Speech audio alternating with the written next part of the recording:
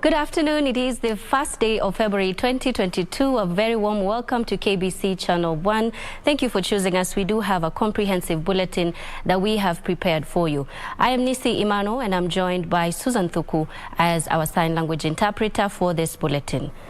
Right, and we begin in Parliament, where Parliament reconvenes this afternoon to consider and approve the list of 7 members of the crucial House Business Committee after it was shut down last week. The MPs want the Business Committee reconstituted. Now, with no changes having been made on the list, lobbying is underway to ensure the MPs endorse the list and give the August House a lifeline.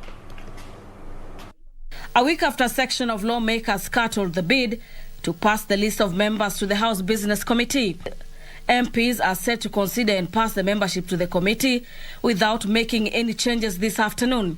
Leader of Majority Amos Kemunya has successfully lobbied the National Assembly Speaker Justin Muturi to reconvene the House to rescind its decision to reject the formation of the crucial committee that decides the business to be transacted.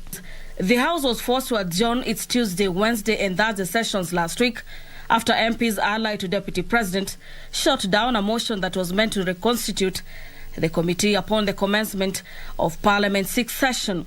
Will as many as of that opinion say aye? Aye. Will as many as of counter opinion say nay? Nay. The nays have it. Those proposed to sit in the committee are Turkana Women Rep Joyce Emanikor, Kitutu Masaba MP Shadrach John Mose, Meru Woman Representative Kawira Mwangaza, Fafi Member of Parliament Abdi Karim Osman, Kitui Central MP Makali Mulu, Mombasa Women Representative Mishi Mboko, and nominated MP Godfrey Osotsi. For Lunchtime News, I'm Gladys Mungai. All right, and just an update on that story on Parliament reconvening. We want to take you there to just listen in on the ongoings at the moment. Summary. In terms of recurrent, I won't go to the baseline. We had required 20 billion plus. We were given 10 billion, so we were funded up to 48.36%.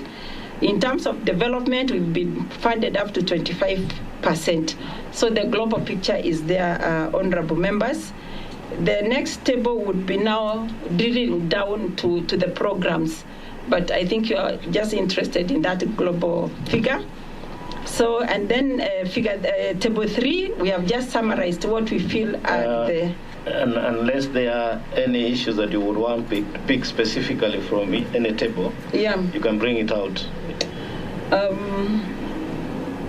What item, my team, would you like us to... If they are okay, is fine. Yeah, the figures I think are okay. All right. Okay, so we are looking at a deficit of what we see like 12 billion, but we are also sensitive, honorable members, of what the country is going through.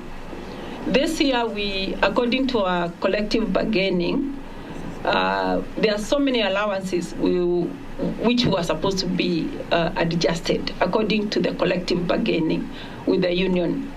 But when we contacted SRC, they will not allow, I mean, even the country itself. So we are sensitive. We are sensitive to the physical constraint that the country is facing. And this is against growing requirements for resources. We are sensitive that we had the COVID matters. We are sensitive that there are areas of this country with drought. And we are also sensitive that this is an election year. But we would like just a special emphasis on the Huduma program. If nothing else, Huduma program. Because then we are talking about our constituents, we are talking about our citizens, and it's good to bring services closer and closer to them. So that's the only thing I would like to highlight, honorable members. But we have detailed where we feel there's a gap, the amount of gap we feel there is, and the justification why we feel we need. All right, live pictures there of Parliament where the PS for Public Service, Mary Kimonye, is currently speaking. We will give you an update on that in our subsequent bulletins. But for now,